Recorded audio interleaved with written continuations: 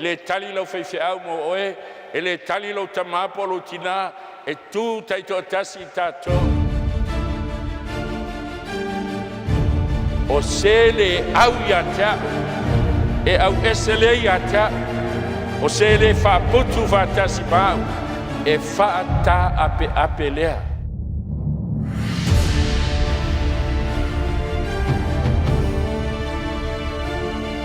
O le au tua la tātou tau pune fiafi.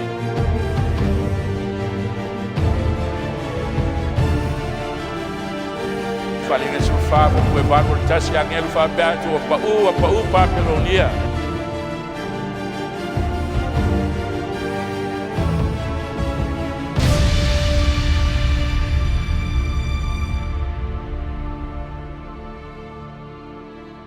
Ia upo le fio ngane tua e taitaina ma whaatomua ina i le sauninga o le ne fiafi. Am uia i lātou anonofo i lo whale, lātou te vivi i pēa i a te oe. Am uia tangata o lo i a te oe lo manosi, o ala i o lātou loto ia. Lātou te savavali ma le manosi e tupu pēa, e i loa i lātou i siona i luma o le atua. O le whaamuia a le fiong pa ia le atua le ni fiafi. Amuia i tātou ua i loa le atua ma mātatau i le atua. Amuia i tātou pe ai ai i le atua. Awa o le ne fiafi talitonu. E le ngata wa avea le nei sauninga ua mawhai o na tātou wheiloai ma tātou whisila whai ai. Au avea foi le nei sauninga, tātou te tāpua i whaatasi ai, ma tātou vivii, ma tātou whaafitai whaatasi ai le tua. Awa ona olona alofa, sa tausi ma leo ai lo soifua ma tātou ola. Le foi ua whaiwina i tiute o le nei aso. Ia foi le vi inga i le atua nei, maso umalawa, e o i le whaavavau e whaavavlava. Fia vele leo e whaafeilo ia le tātou mafutanga ma le tātou sauninga i le ne fiafi. E whaafeilo ia tuai le tātou teitai ao, le sunga ia Pastor Willy Papu, ai maise o le whalitua ia tiana ma le whanau. Ma lo le whaamalosi le ngā luenga le tua. Ma lo le tautuaina o le ngā luenga le tua i pei ona puno wai ai. Ma au nai le aso ma le aso. Whaafeilo i atu le autustusi ma le whalitua ma le nofo alo. Whaafeilo i atu foi le teu oloa ma le whalitua ma le nofo alo. Susui sunga i teitai mta ngā luenga, sunga i whaafea ngainga. O e mautofi, o le ngā luenga asfitu sa moa tuto tasi mai tumutumu maunga. E o lava i se toi maunga. Ta mā tina mā tutua. O lo turivaina, ma tāpua ia le ngā luenga, a le atua, whaata alofa ma whaafeiro i atu le nea fiafi. Le au talavou e o lava i whanau, tā alofa lava. E le whangaloina i le nea fiafi le whaata alofa ma le whaafeiro inga. Whaafeiro i atu i o nai au tātou wō, i ai maise, o lo tātou atunu o Samoa, o lo mawhai o na maua le nei whilo inga. Ma fai foi ona sila mai moa. E ala i sauninga e pei ona tātou iai lunga o penga te whailangi. E pei o sauninga i lunga o le nei ala leo. Whamanuia le atua i le nei fiafi lau whaafonga. Whamanuia le atua i le nei sauninga. Wa iai sewe inga wa saunia i le au whai pesi. E ta tala i na i le tātou sauninga i le nei fiafi.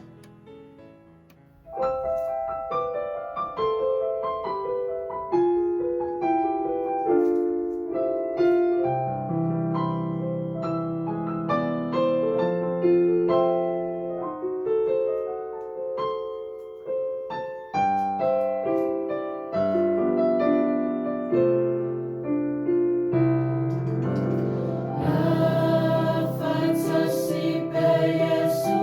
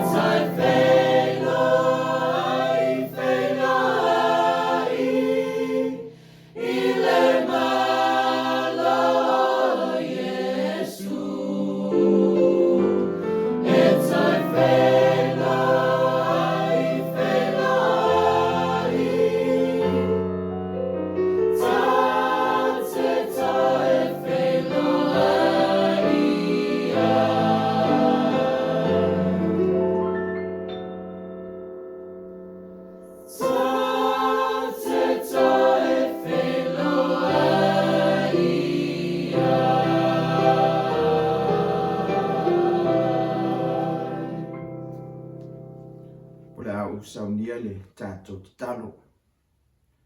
Lo mātou te mai o le langi, e vi ia lo suafa i le nia fiafi.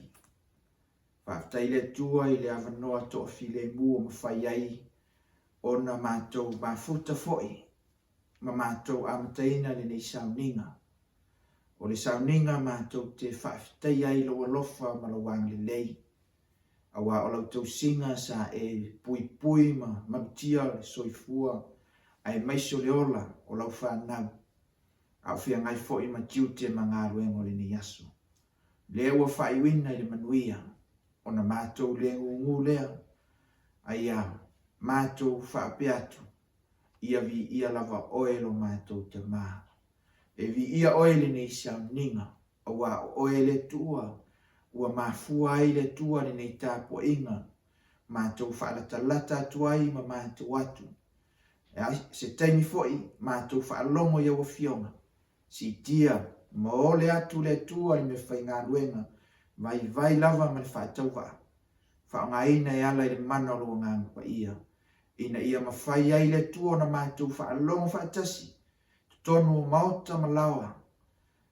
Ta ua le tua i whina ngalo mo mātou loto, upu o lawa fionga e whaaola i nai mātou. Ia vi ia lo suafa Yesu. Amen. Ole lukolon ta upu e wha. A le whai upu e luas fuma le wha se i whaangata i lona whai upu e luas fuma le fitu. O whai upu ia po le tusi whai tau lea. O le ama whai ona maua mai eise whi au mo i tātou i ne fiafi. O le a o whai tawina. O whetara i atu ia. E moni o te whai atu ia te autou. E le talia se profeta i lona nu moni. E moni au te whai atu ia te autou. Sa Israelu i ona po Elia, o whawhine toa tele noti a la tautane. Na punitia ai le langi i tausanga i tolu ma masina i ono. Ua onge tele ai le nu uma. Ai le iau inatu Elia i so la tau. Wa na o sarifata le ayo saitonu. I le whawhine wa oti la tane. Sa Israel foi o le pela i toa tele i ona po le profeta o Elisaia. Ai le i wha maina so lato. Ua na o na amanu lava le Suria. Ole autu o le whiau i le fiafiri nei. Ua wha autu ina o le taritonu i le atua. E wha alia ai le mana o le atua.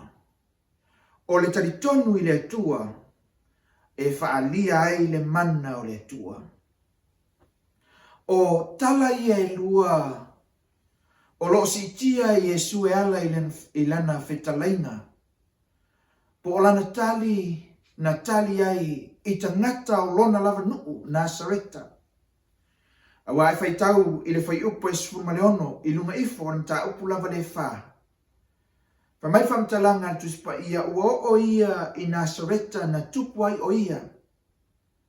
Ona urwhale lea o ia li sunako i le aso sapati. O lana lea masani. A o Yesu. Ma whaamatala Yesu le malo le langi. Ma whaailoa Yesu le fina ngalo le atua i tangata o lona nuu. Sa maalia i le whaalongo.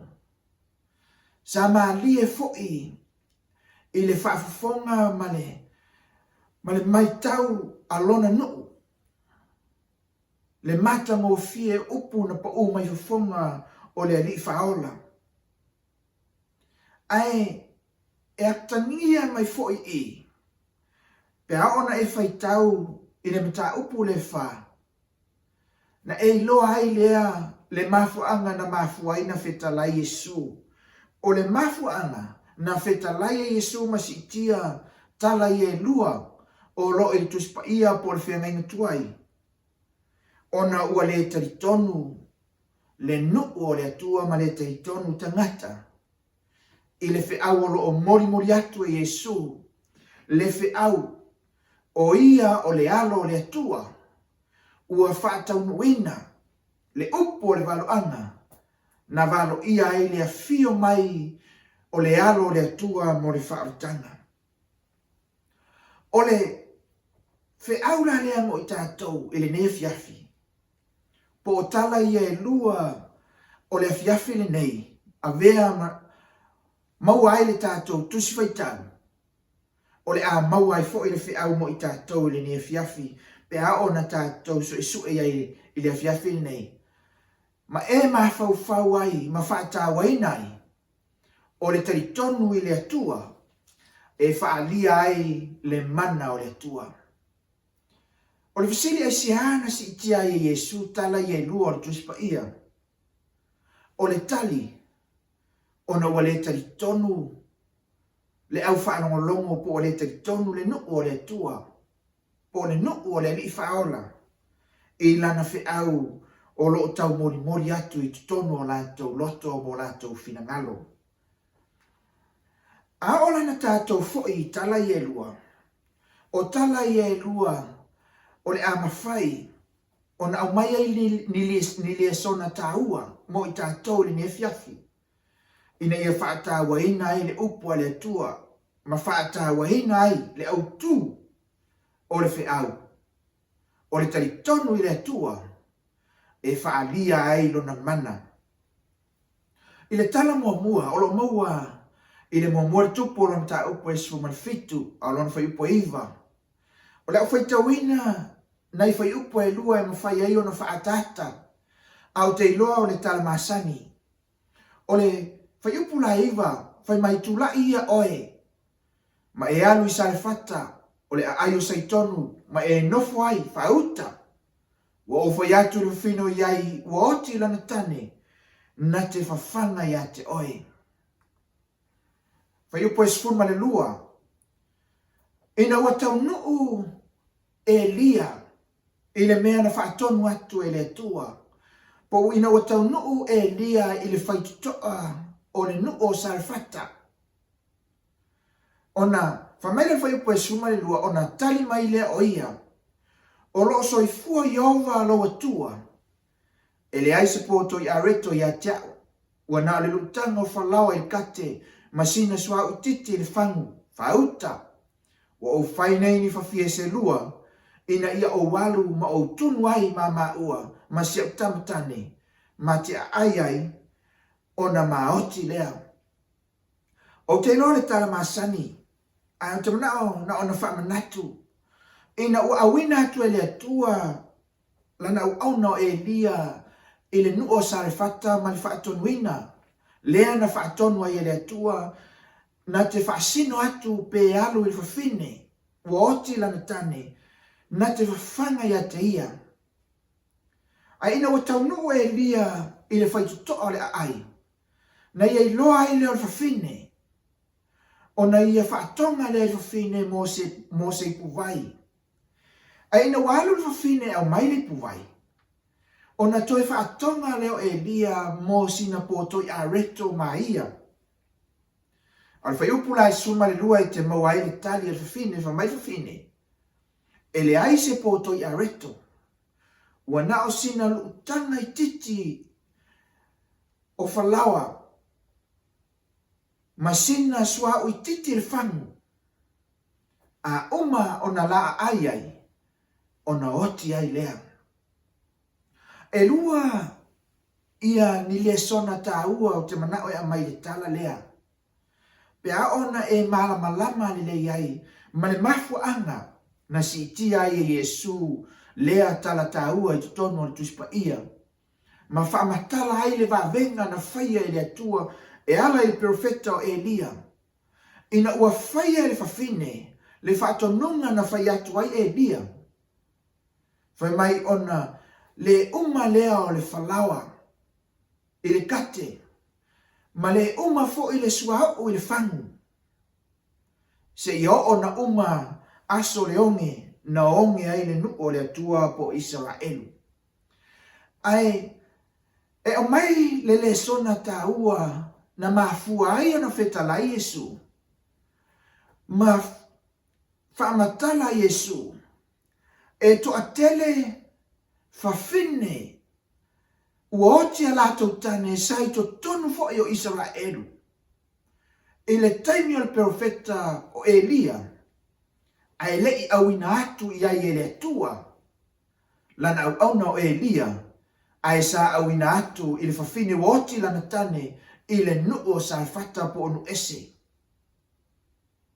O le mafuanga, ona o le fafine Sarfata e talitonu i le atua. E ui o le fafine onu ese, ai te maua lana whaamtalanga e pe o le whai upu e sifuma le lua na o whai tauina. Whai mai o lo so i fua i ova lo atua. E ui a o le fafine onu ese, ai talitonu o ia i le atua. O le sona la o te mana o mai le afiafi nei, pe o ni le sona e lua e maua mai le tala lea. O le talitonu i le atua, e iloa ai e le atua ona tangata. O le talitonu i le atua, e iloa ai e le atua ona tangata. O le talitonu na leva ai ma le sila ai le atua i le fafine onu ese. Ai na ia awina atuaila na au na al profeta o Elia, ma fai ai le vavenga, pe na fai ai le whaoletanga mo le ainga o le fine. O le whaatua la, na sila fia ai ma sila ai le atua i le fafine lea, ai le sila le atua i fafine o Israelu, po o fafine wa oti ala tautane i tutonu o Israelu. E whapenale ata taua o le whiau le fiafine nei mo oe mau. A ona tātou talitonu i le atua, ma whaatua i le atua, e iloa le lei e le atua ona tangata, e talitonu ma whaatua i ateia. O le sona na lua e au mai e Yesu, na mafua ai ona sitia le tala lea, e le fafine Sarfata. O le talitonu i le atua, o le talia o mea uma, e whaaui ai tātou e le atua. A ona e mawhauwhau, ma ona tātou manatunatu. Ma e o te iloa le toa tele o tangata, e iloa le atua, ma tangata kerisiano, tangata lolotu. E talitonu i le atua, pe a toa fi le mu, le soifuanga ma le olanga. E talitonu i le atua, pe a toa fi le mu, ma solo le lei mea uma. Ai a oloa na ui, i ti ngā ma puapua ngā, o na masalo loa lea, ma fesiringia lona talitonu i le atua. A le ata lea lewa umai, i le fafine lea Sarfata, ma le taua o lana tali, e pei ona whaitawina, ina o tātou toe sue, ma tātou toe langaina. Le mafua anga na mafua ai, na kuauta Yesu, pe whaamatala Yesu, lea tala. Ona ia whaamatala mai ai, na talia il fafine Sarfata. A o ana oti, ai ona ole fina ngalo le tua. Na te le fesiringia po le ale mafu anga, ai talia ina i lona loto, o mea uma e ui ai, o mea ia e o mai e le tua. Po o tofotofonga ia, e manao le tua e tofo ina ai, le soifua talitonu o le tangata i le tua.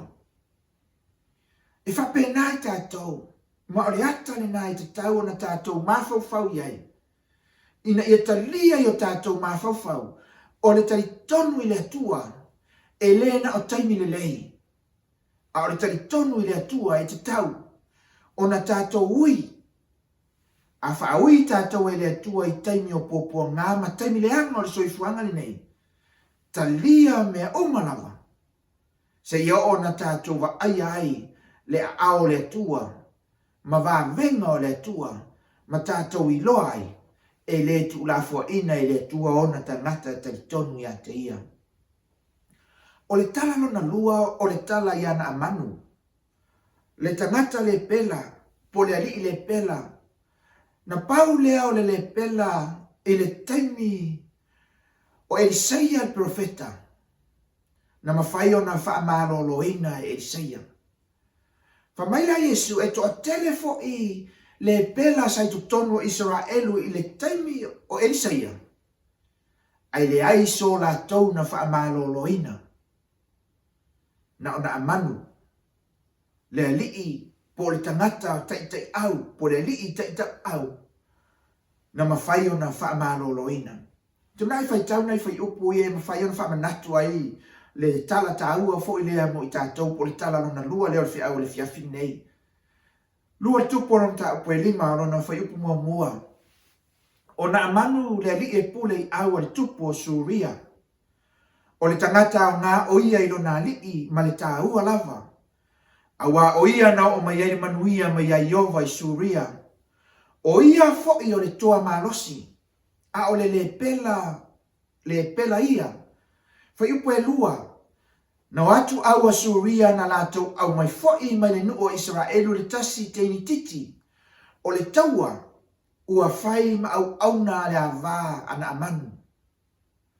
O le tāua o le whai upu le lua. Ina ia mawhai o na toi whaamanatu ia te oe le tala lea. O le teini titi Israelu. O le teini titi lea na avea ma ave au. Na watua le au ma tau atuai i ana amanu. E iai le tangata o le atua i tonu o Israelu. E mawhai o na whaamāloloina lona le pela. O le teini titi fo i lea ma le au na ia watua. Na tali tonu ai na amanu. Maalu ai i Israelu e sa ili. Ia le profeta le atua. Lea na whaamāloloina ai o ia. O le mawhaanga le nā ma le tāua le nā na si itia ai e Yesu le tala lona lua lea. Ona sa to a tele profeta i to tonu o le nuo le atua sa tatau na whaamāloloina. Ai le ai so la tau, e le ai se tasi, na alu ia Elisaia, ina ia whaamāloloina. Na i loa o lo iai profeta, na i loa o lo iai tangata o le atua, ai le i mawhai o na sa ili iai, Mose lave inga, e le i tali tonu i le tangata o le atua. Awa mai ai la le fe au tāua lea, ma le sona tāua lea, e lua foi ona le sona, e mawhai ona tātou mawhau iai, e pei fai ale tala mua mua, e lua foi la le sona tāua, ua mawhai ona fisosoani mai mo le fe au le fiafi nei, o le tali tonu i le atua, o le whaalongo maalu e sa ili. Amene. Ana le tali tonu, ana whaalongo na amanu, ai le alu e sa ili, e le mawhai o na whaamāloloina. O le lave le nā, o le pela saito tono Israelu. Na i loa ai le mawhai na sa ili. Ai a whai ana whai foi na ona whaalongo na amanu ai le alu. E le ai pe e le mawhai o na whaamāloloina lona le pela. Au a mai mo i tātou, le tāua o le sona lea, e te whaalongo i le upua le atua. Aua i te nofuai, ai alu e sa ili, su e la fionga le atua. Tu e te alu ina ia su e le whaalotanga i le ngata mo oe, o lo ainga, o lau whanau. Ua lata le fio mai o Yesu. A o le whaalongo, ma o le sona na li tangata e tali tonu, e tatau ona whaalongo ma sa ili, ina ia maua le mea lofa le atua, maua le whaalatanga le atua, ina ia tai ai whaatasi i le ola e whaavau. O le si le sona lona lua, e mai tangata le ona amanu, o le whaalongo ma whaia, o le whaalongo ma whaia. Aisia, ina ua watu le au, ia na amanu e alu ta e le whaafitu i le Ioritana. Na masalo salo o lona loto, ma wa ai i vaitafe i to tono o lona nuu. Ma le matango fie, ma le leo vaitafe o lona nuu. Ai le ma whai ai o na iau stai i le mea na feta laima i ai le au na le tua. Ai ina ua fisosoani ai le au na. ma whaamatala ia lana auna ana whai o seisi mea whaingata pa o seisi mea e sili atu be na te le whaia ai na avea lona whaalongo i lana auna na mafua ina whai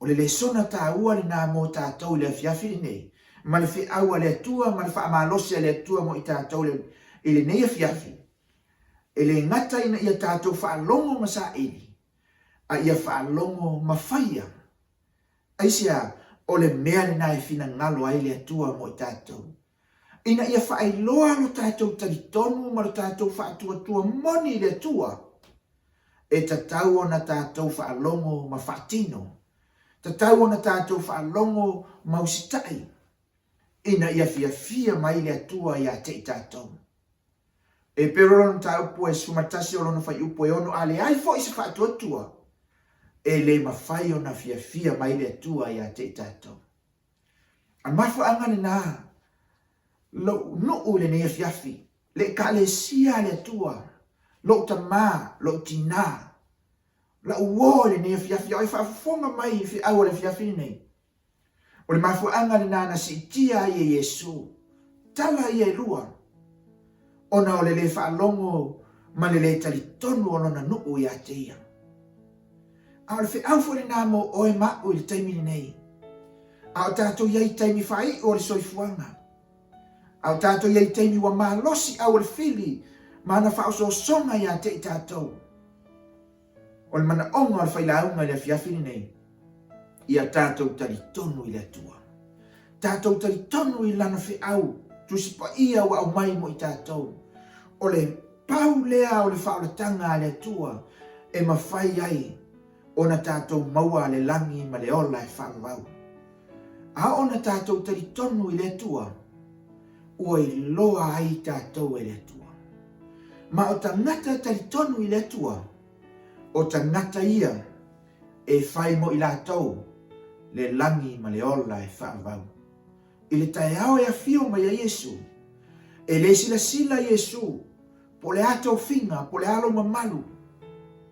Po a, le tele o oa ma le tamau ainga.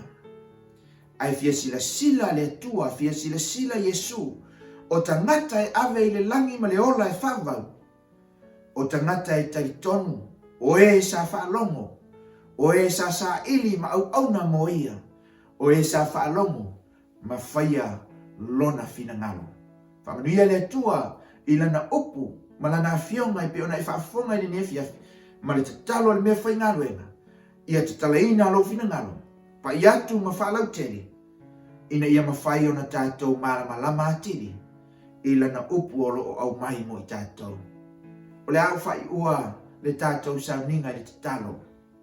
Lo mātou tamae o i le langi. Whaafitai lau a fionga. Whaafitai le tua i lau upua e tuina mai mo i mātou. E te iloa i mātou. Ina ua mātou taritonu ma whaatua tua i atoe. E whaalia lo mana. E whaalia fo i au wavenga. I ate i lātou o e whaatua tua atu i atoe. Ta maa avea lau a fionga ni ne fiafi. E mawhai ai o na mātou lata atiri ate oe. E mawhai ai o na whātu mawina le talitonu lea. Se i o le aso e tia fio mai ai. Ta mai ai lau whaamianga i lunga o lau ngā ruenga o au. Mai ai lau au na taitai. Ai maisi o lau whai ngā ruenga i le tu ma le tu. O e ka le sia e fia o lau ngā ruenga. Si tia lau tanga vai. Whaamaina le tua o mātou tangata. Se i o le nā aso e tia fio mai ai. Le whaafonga lo nuu, ma loa tu nuu o Samoa. Le atua ia saunia whaatasi mātou uma. Mo le ola e whaavaua e saunia. Whamangalo mai mātou, ia vi ia lo suafa Yesu. Nei se i o le whaavau lava. Amen.